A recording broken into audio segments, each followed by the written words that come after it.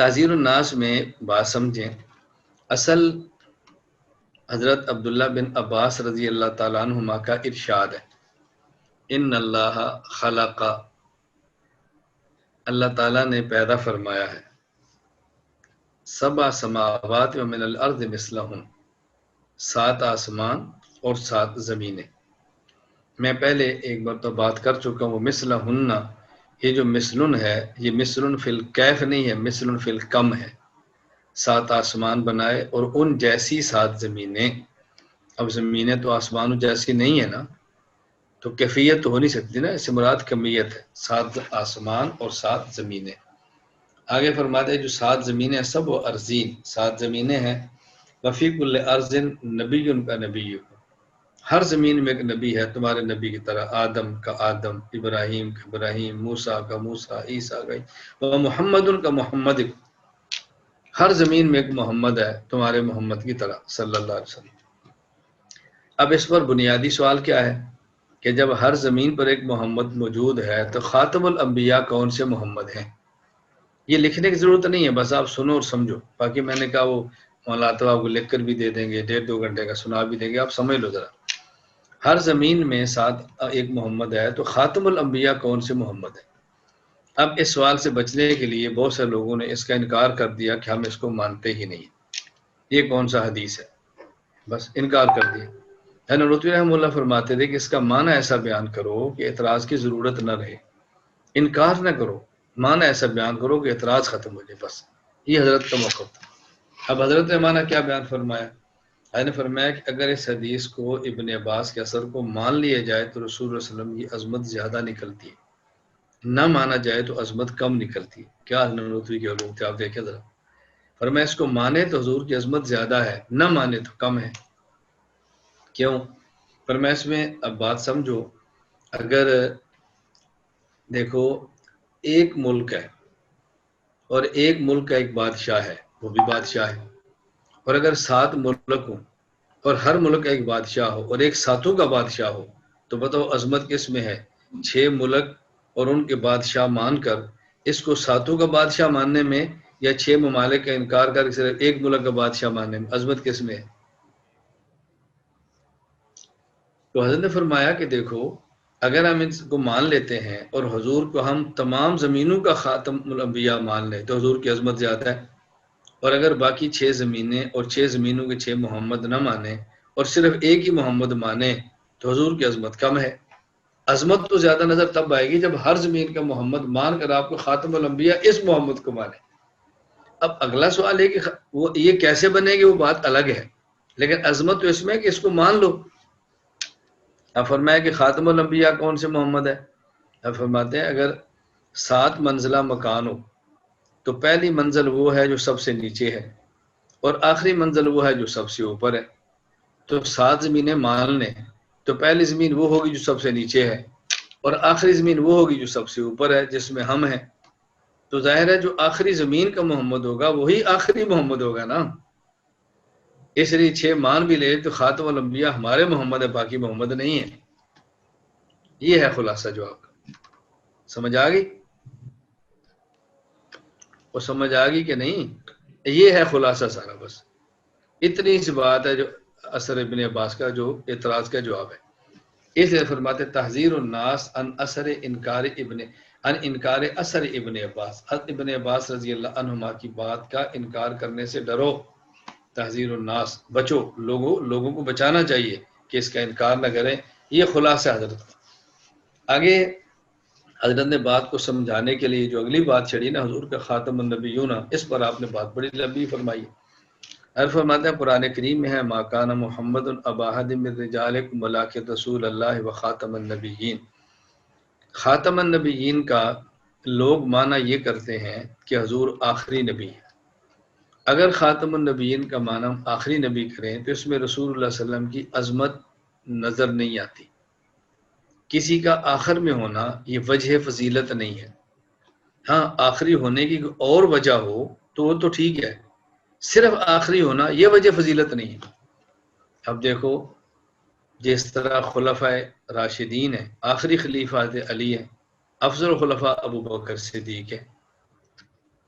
4 ائمہ ہیں، اول ابو حنیفہ ہیں اور آخر امام احمد بن حنبل ہے، اور افضل امام محمد نہیں امام حنیفہ ہے. تو آخری نا وجہ فضیلت تو نہ ہوا نا. ہم مسجد میں نماز پڑھتے ہیں، کچھ نمازی صف اول میں ہیں، کچھ آخری میں ہیں. تو جو آخری صف میں افضل تو نہیں، افضل تو پہلی صف والا ہے.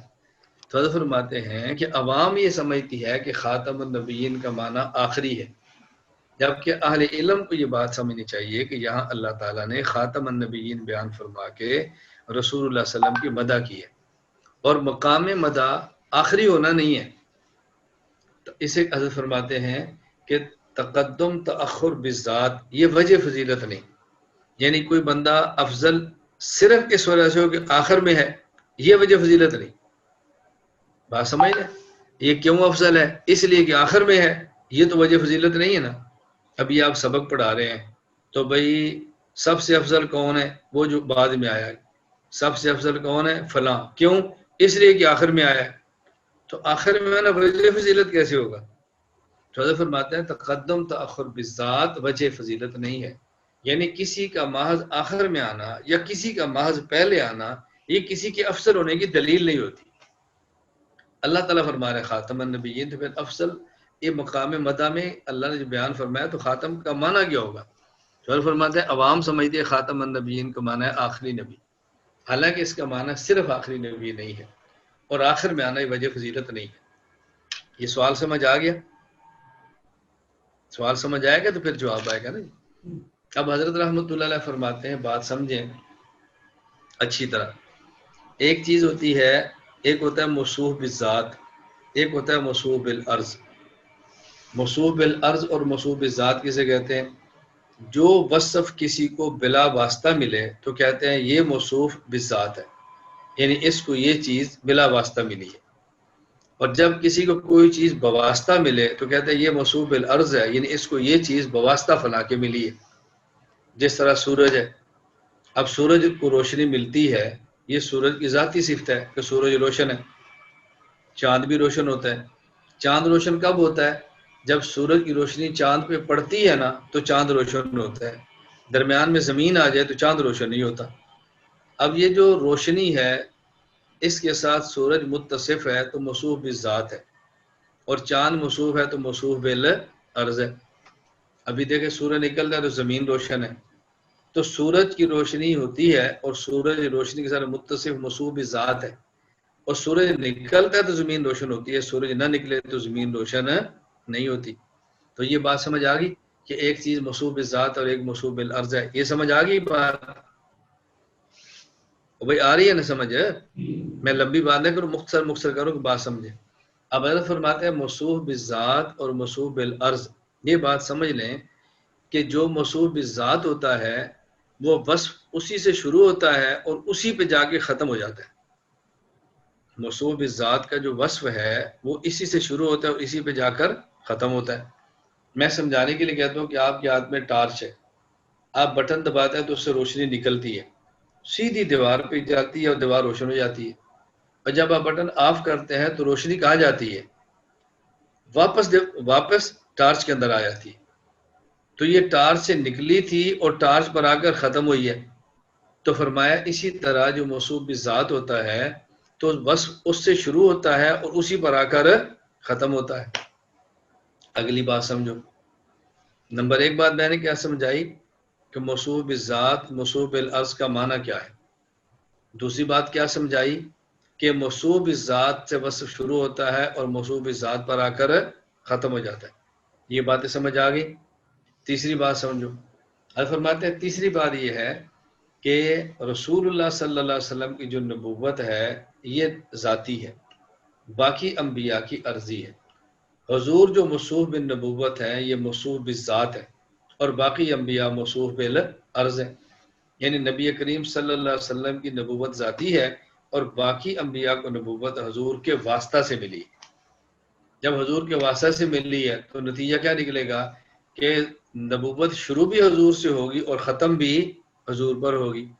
تو خاتم النبیین کا معنی یہ نہیں ہے کہ آخری ہیں، آخری بھی ہیں. توجہ رکھنا، آخری بھی ہیں. کوئی آخری نہیں مانے گا تو کافر ہے.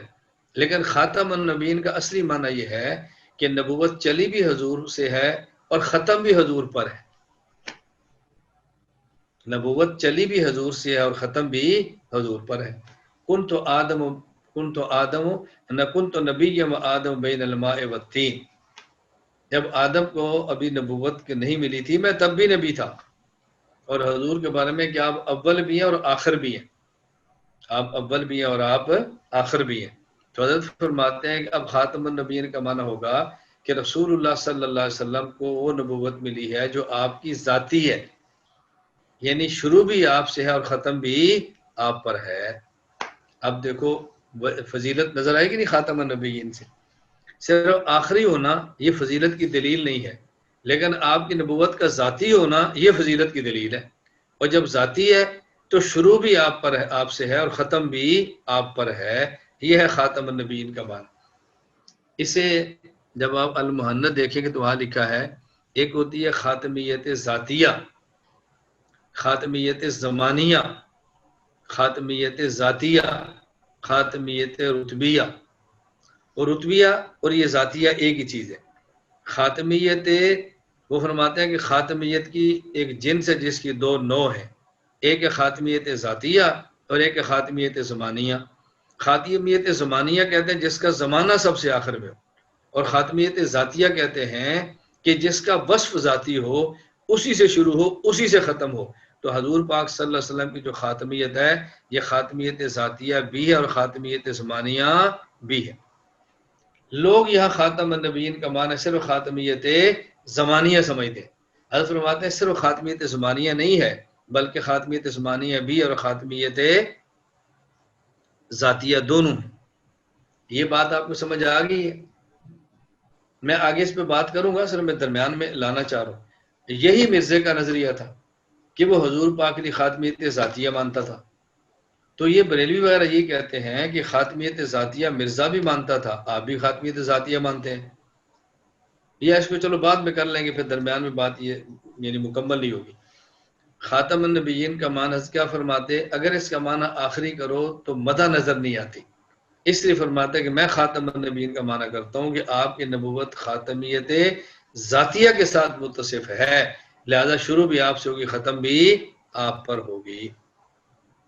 اتنی بات سمجھ آ گئی؟ ایک بات اور یہ نا بے شک بار آپ سمجھتے جانا، ایک بات اور سمجھو. اب حضرت فرماتے ہیں دیکھو، ایک ہوتا ہے قرآن کریم میں یہ تو ہے النبی اولا بالمؤمنین من انفسہم وازواج امہاتہم، کہ نبی کی بیویاں یہ تمہاری مائیں ہیں. لیکن قرآن میں یہ کہیں نہیں ہے کہ نبی خود تمہارے باپ ہے.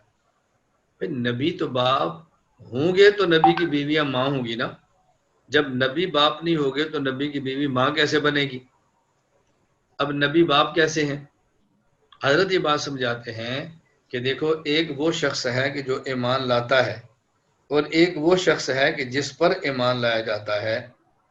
تو جو ایمان لاتا ہے اس کا ایمان نسل ہوتا ہے، اور جس پر ایمان لاتا ہے وہ ایمان اس کا اصل ہوتا ہے. اصل کو باپ کہتے ہیں اور نسل کو اولاد کہتے ہیں.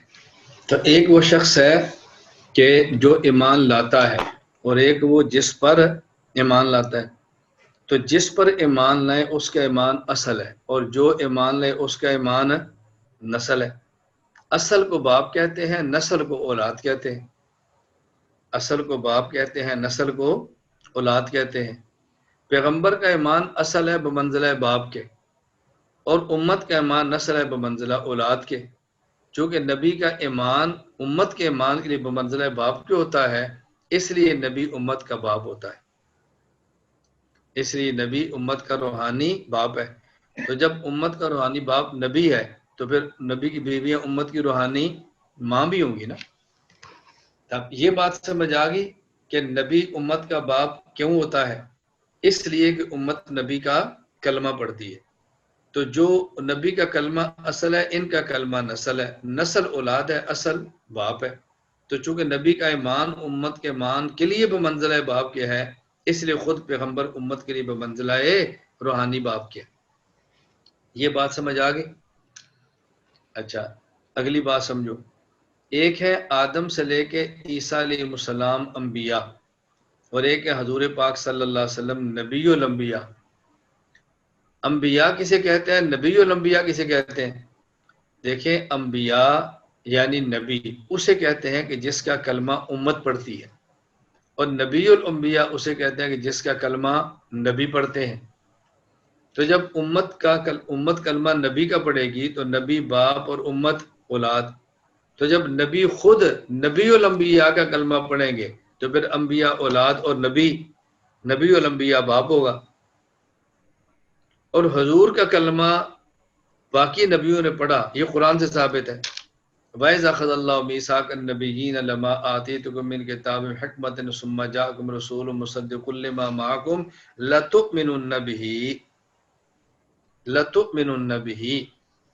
اسی طرح جو عالم ارواح میں تھا الست بربکم، تو سب سے پہلے بلا روح محمد نے فرمایا، ان کو سن کر باقی انبیاء نے بھی بلا فرمایا۔ تو باقی ہر کسی کا بلا کہنا حضور کے بلا کہنے کی وجہ سے ہے۔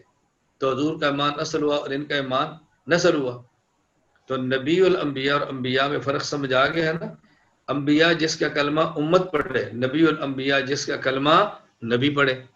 اس کا مطلب یہ ہے کہ رسول اللہ صلی اللہ علیہ وسلم نمبر 1 آپ کی نبوت ذاتی ہے، نمبر 2 آپ انبیاء کے لیے بھی بمنزلہ باپ کے۔ اب حضور کی نبوت ذاتی ہے، باقی انبیاء کی عرضی ہے۔ اس پر مولانا نطوی رحمۃ اللہ علیہ نے تحذیر الناس میں 5 دلائل دیے کہ حضور کی نبوت بھی ذات ہے، باقی انبیاء کی نبوت بھی لفظ ہے۔ میں تحذیر الناس نہیں پڑھا رہا، میں تحذیر الناس کی ساری گفتگو نہیں کر رہا، میں نے اصل جو اعتراض ہے نا بہارات اکابر والا اس کو کھولنا ہے۔ یہ میں خلاصہ پوری تحذیر الناس کا خدمت میں پیش کر رہا ہوں۔ اب خلاصہ کیا ہوا؟ حضور پاک کی نبوت بالذات ہے، باقی انبیاء کی نبوت بالعرض ہے۔ حضور پاک بمنزلہ باپ پہ ہیں اور باقی انبیاء بمنزلہ اولاد کے ہیں۔ اچھا، نبوت بالذات کا معنی نبوت شروع بھی آپ سے اور ختم بھی آپ کے اوپر ہے۔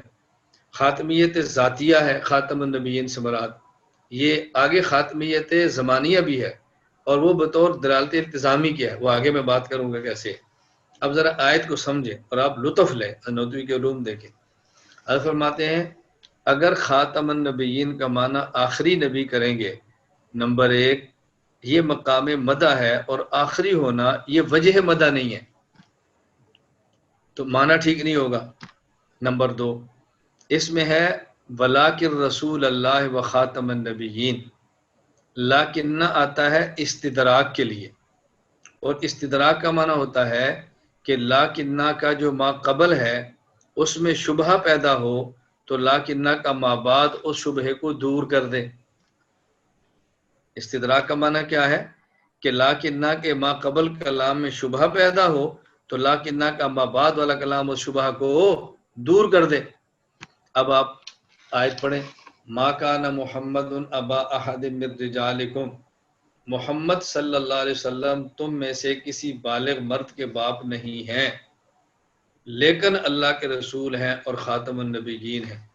آپ بتائیں خاتم النبیین کا معنی آخری نبی آپ نے کیا، تو اس نے کون سا شبہ تھا جو ما کان محمد ابا احد من رجالکم میں پیدا ہوا اور لاکنہ نے دور کیا؟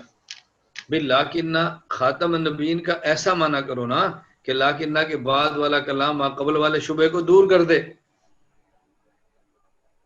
بات سمجھ آ رہی؟ شبہ کیا ہے؟ ما کان محمد ابا احد من رجالکم، رسول اللہ صلی اللہ علیہ وسلم تم میں سے کسی بالغ مرد کے جسمانی باپ نہیں ہیں، کسی کے جسمانی باپ نہیں ہیں۔ اب شبہ کیا ہوا؟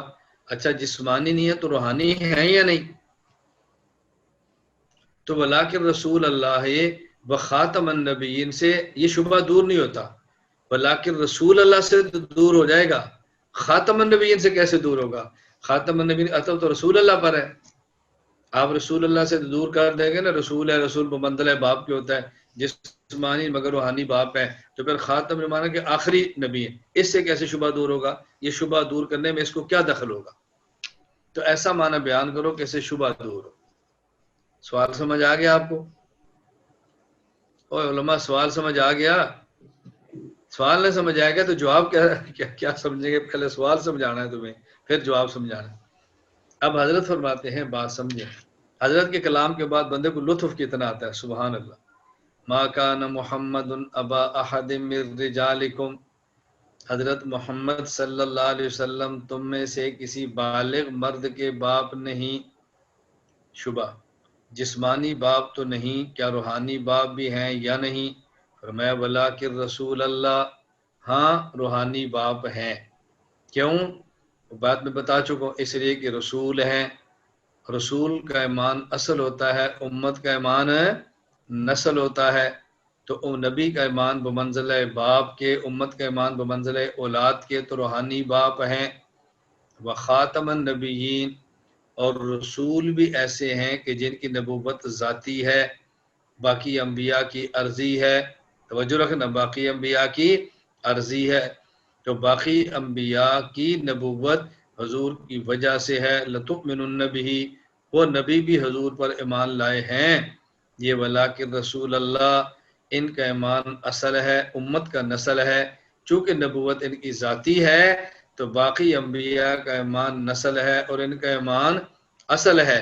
یہ ایسے روحانی باپ ہیں، ولکن رسول اللہ، ایسے روحانی باپ ہیں کہ ابھی جو ان کا کلمہ پڑھے گا روحانی بیٹا بن جائے گا.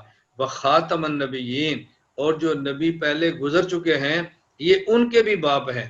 دنیا میں باپ پہلے آتا ہے اور اولاد بعد میں آتی ہے.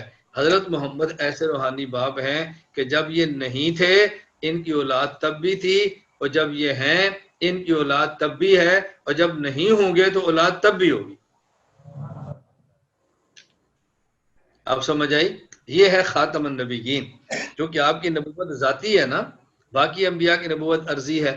تو جب باقی انبیاء ان پر ایمان لائے تو روحانی بیٹے بن گئے، اس اور حضور نہیں تھے. اچھا، اور آخری بھی ہیں، تو جب یہ نہیں ہوں گے ان کے بعد کوئی نبی تو پیدا ہونا نہیں، تو بعد والے بھی ان کے بیٹے بنیں گے. ولکن رسول اللہ، اور اب بھی ہیں. یہ ایسا روحانی باپ ہے. تمہیں شبہ کیا تھا کہ جسمانی باپ تو نہیں، روحانی باپ ہے یا نہیں؟ فرمایا ایسا روحانی باپ ہے، جب تم نہیں تھے اس کی اولاد تب بھی تھی، جب یہ نہیں ہے، جب یہ ہیں اولاد تب بھی ہے، اور جب یہ نہیں ہوں گے اولاد تب بھی ہوگی. یہ ایسے روحانی باپ ہے، یہ ایسے روحانی باپ ہے. اب یہ خاتم النبیین کا معنی جب ہم نے یہ کیا ہے نا کہ نبوت ذاتی ہے، تو یہ معنی اس سے سمجھ آیا. یہ بات آپ کو سمجھ آ گئی ہے؟ اب حضرت کی دو عبارتیں جس پر اشکال ہے تحذیر الناس میں. اچھا، پہلے حضرت کی بات سمجھ لیں پھر اشکال بھی کر لیں گے.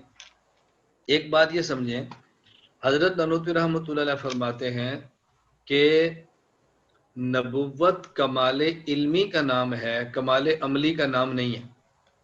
یعنی دنیا میں جو بھی کمالات ہیں ان کمالات کی بنیاد دو ہیں، یا علم اور یا عمل، یا علم اور یا عمل. نبوت کمال علمی ہے، کمال عملی نہیں ہے. اس میں دلیل کیا ہے؟ دیکھیں، کسی شخص کا کمال وہ ہوتا ہے جو اس میں ہو اور دوسرے میں نہ ہو، یا دوسرے میں ہو لیکن کم ہو. میرا شاگرد کو کہتا ہے کہ ہمارے استاد جی کا کمال یہ ہے کہ سفید پگڑی باندھتے ہیں. دوسرے استاد کا شاگرد کہتا ہے وہ تو ہمارے استاد جی بھی باندھتے ہیں، تو میرا کمال کیا ہوا؟ ہمارے استاد جی کا کمال یہ ہے 4 گھنٹے سبق پڑھاتے ہیں. دوسرا لڑکا کہتا ہے ہمارے استاد جی 5 گھنٹے پڑھاتے ہیں، تو میرا کمال کیا ہوا؟ بھئی میرا کمال تو وہ ہوگا نا جو میرے اندر ہو اور دوسرے کے اندر نہ ہو. میرا تو وہ کمال ہوگا نا. میں دیکھیں آپ آپس میں بیٹھے ہیں، میں اسٹیج پہ نہیں کہہ رہا، آپ کو میں کہہ سکتا ہوں، آپ دنیا بھر میں کہہ سکتے ہیں کہ ہمارے استاد جی کا کمال ہے کہ جس کو پیچیدہ سمجھ کے تم نے چھوڑ دیا نا وہ بغیر پڑھے بھی سمجھاتا رہتا ہے. یہ ہمارے استاد جی کا کمال ہے. کوئی کہہ دے رہا ہے کہ ہمارے استاد جی کا بھی ہے، تو کوئی جی ہم آتے ذرا تحذیر الناس پڑھا دو. ہم آتے ہیں، ہمارے استاد جی کا کمال دیکھنا تو بتاؤ کب آنا ہے؟ بات ختم ہو گئی. یہ میں آپ کو سمجھاتا رہتا ہوتا کہ آپ کو سمجھ آئے کہ آپ کہاں بیٹھے ہیں. یہ اس لیے نہیں سمجھاتا کہ تم پھڈا ڈالنا شروع کر دو، یہ سمجھاتا ہے اس لیے کہ تمہیں احساس ہو کہ ہم کسی عام جگہ پر نہیں بیٹھے، صحیح جگہ پر بیٹھے ہوئے. بات سمجھ لو. آپ میں سے جو اللہ والے ہیں نا ان کو میری باتوں پہ تھوڑا تعجب ہوتا ہے کہ ایسی باتیں کیوں کرتا ہے. یہ جو خود اپنی تعریفیں کرتے ہیں نا پھر ذرا سننا، یہ جب اپنی تعریفیں کہتے ہیں نا پھر سننا، میں کیا ہوں تو میں کیا ہوں، تو پھر اس پر کہتا ہے وہ تو ہیں ہی ایسے نا، ہیں ہی ایسے ان کو تو حق حاصل ہے، تمہیں ہے نہیں، پھر کیوں ایسی باتیں کرتے ہو. اب بات سمجھنا، حضرت جو فرماتے ہیں نبوت کمال علمی ہے، کمال عملی نہیں ہے۔ میں حضرت کی بات کو کھول کھول کے سمجھا رہا ہوں۔ اب دیکھیں، اگر رسول اللہ صلی اللہ علیہ وسلم کا اور نبوت کا کمال عمل ہوتا تو حضرت رسول اللہ صلی اللہ علیہ وسلم نے اعلان نبوت کے بعد 23 سال نماز پڑھی ہے، اور امتی نماز پڑھتا ہے 50 سال، تو نمازیں تو اس کی زیادہ ہوگی۔ رسول اللہ صلی اللہ علیہ وسلم نے اعلان نبوت کے بعد 4 عمرے کیے ہیں، اور امتی عمرے پر عمرے کرتا ہے۔ رسول اللہ صلی اللہ علیہ وسلم نے 1 حج کیا، امتی 60 کرتا ہے۔ رسول اللہ صلی اللہ علیہ وسلم نے ایک بار مکمل قرآن زندگی میں پڑھا ہوگا، جب مکمل نازل تھوڑا تھوڑا ہوا ہے تو ایک بار ہی پورا قرآن پڑھا ہوگا نا، اور امتی کتنی بار پڑھتا ہے، لیکن پھر بھی افضل نبی سے نہیں ہے۔ معلوم ہوا کہ نبی کا جو کمال ہے وہ عمل نہیں ہے، نبی کا کمال وہ علم ہے۔ چونکہ نبی کا کمال علم ہے، اس لیے جو نبیوں کے آپس میں فضیلت کی ترتیب ہے نا، تلک رسول فضلنا بعضهم علی بعض، ایک نبی جو دوسرے نبی سے افضل ہوگا، اس کی وجہ اس نبی کا عمل نہیں ہوگا، اس کی وجہ اس نبی کا علم ہوگا۔ اگر عمل کی بنیاد پہ افضل ہوتے تو نوح علیہ السلام رسول اللہ صلی اللہ علیہ وسلم سے افضل ہوتے، کیونکہ ان کی دعوت 950 سال کی ہے۔ فَلَبِثَ فِيهِمْ أَلْفَ سَنَةٍ إِلَّا 50 عَامًا، حضور کی دعوت 23 سال کی ہے، تو نوح علیہ السلام افضل ہوتے ہیں نا، افضل حضور پاک ہے۔ کیوں؟ اس لیے کہ نبوت کا کمال وہ علم ہے، تو جس نبی میں جتنا علم ہوگا وہ نبی اتنا ہی دوسروں سے افضل ہوگا۔ چونکہ حضور اکرم صلی اللہ علیہ وسلم پاک جو علم ہے وہ تمام انبیاء سے زیادہ ہے، اس لیے حضور پاک تمام انبیاء سے افضل بھی ہیں، تمام انبیاء سے افضل بھی ہیں۔ تو نبوت کا جو کمال ہے وہ علم ہے یا عمل ہے؟ علم، اور یہی افضلیت کی وجہ ہے اللہ کے نبی سب سے افضل ہیں۔ اچھا، اب اگلی بات سمجھیں کہ نبوت کا کمال تو علم ہے، عمل نہیں ہے، لیکن ہمارا عقیدہ یہ ہے کہ امتی اعمال میں جتنا بھی آگے نکل جائے بظاہر نکلتا ہے، حقیقت میں یعنی اجر اور ثواب پانے میں نبی سے آگے نہیں نکل سکتا۔ توجہ رکھنا، یہ بات سمجھنا، آگے نہیں نکل سکتا۔ یعنی ہمارا عقیدہ یہ ہے کہ پیغمبر کا ایک سجدہ امت کے اربوں سجدوں سے افضل ہے۔ دیکھنے میں ایک سجدہ ہے، امت کے ارب سجدے ہیں، تو بظاہر امتی سجدوں میں حضور سے آگے نکل گیا بظاہر، لیکن جب اس کو قیامت کے دن اجر ملے گا تو پیغمبر کا ایک سجدہ بھی اربوں سجدوں سے زیادہ اجر والا ہوگا۔ اس کی وجہ کیا ہے؟ قیامت کے دن اعمال کو گنا نہیں جائے گا، قیامت کے دن اعمال کو تولا جائے گا۔ فَأَمَّا مَنْ ثَقُلَتْ مَوَازِينُهُ، تولا جائے گا۔ کیا ہے؟ الذی خلق الموت والحیات لیبلوکم ایکم احسن عملا، اکثر عملا نہیں، احسن عملا۔ قیامت کے دن اعمال کو تولا جائے گا، اعمال کو گنا نہیں جائے گا۔ فلا نقیم لهم یوم القیامت وزنا والوزن یومئذ الحق، میزان۔ تو قیامت کے دن اعمال کو گنا نہیں جائے گا بلکہ اعمال کو تولا جائے گا۔ اب جو اعمال تلیں گے اور اعمال میں وزن آئے گا تو اس کی بنیاد کمیت نہیں ہوگی، اس کی بنیاد کیفیت ہوگی۔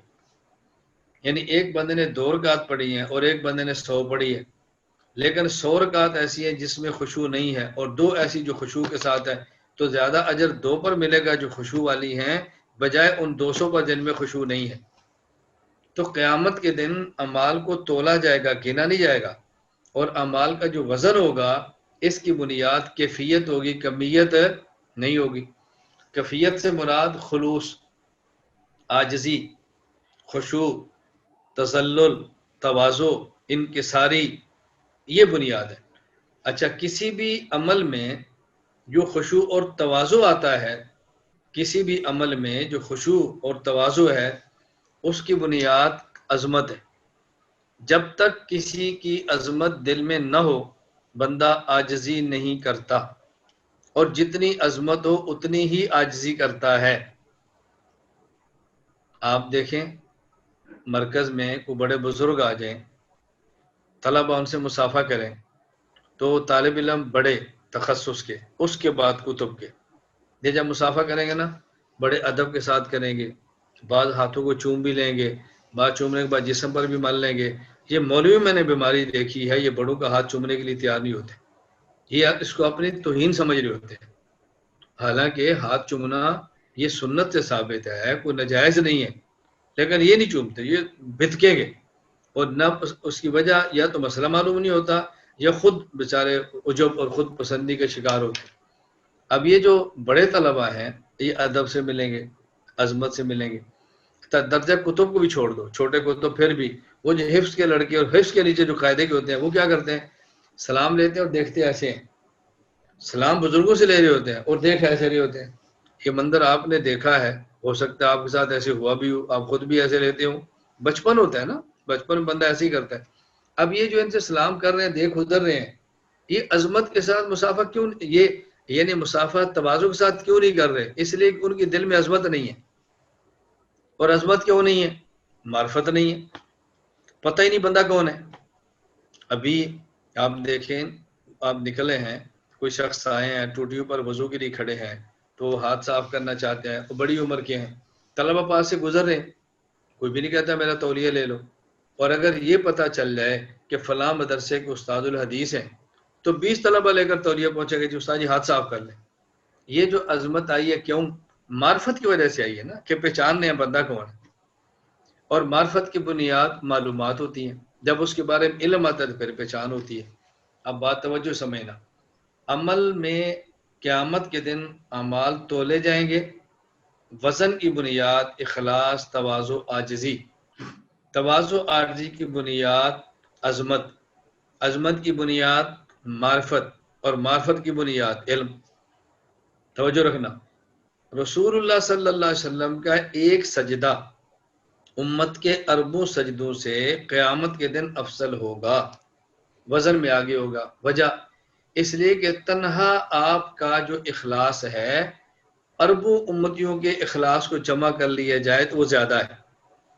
اس کی وجہ رسول اللہ صلی اللہ علیہ وسلم کے دل میں جو عظمت ہے، اربوں امتیوں کے دل میں جو عظمت ہے مقابلہ کرے تو حضور کے دل میں عظمت زیادہ ہے۔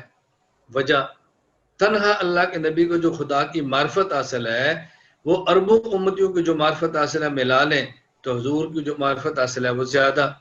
اس کی وجہ اللہ کی ذات اور صفات کا علم جو تنہا رسول اللہ صلی اللہ علیہ وسلم کو ہے، تنہا رسول اللہ صلی اللہ علیہ وسلم کو ہے، یہ پوری امت کے اربوں افراد کو جو علم ہے حضور کا علم اس سے زیادہ ہے۔ تو چونکہ حضور کا علم زیادہ ہے اللہ کی ذات اور صفات کا، نتیجہ معرفت زیادہ ہے، معرفت زیادہ ہے تو نتیجہ دل میں عظمت زیادہ ہے، جب دل میں عظمت زیادہ ہے تو نتیجہ اخلاص اور تواضع زیادہ ہے، پھر نتیجہ جس اخلاص سے آپ نے ایک سجدہ ادا کیا امت کے اربوں سجدے بھی اس اخلاص سے ادا نہیں ہو رہے، اس لیے بظاہر اربوں سجدے زیادہ ہیں لیکن حقیقت میں ایک سجدہ ان سب سے افضل ہے۔ اب حضرت نوتبی والے اعتراض کیا ہوتا ہے؟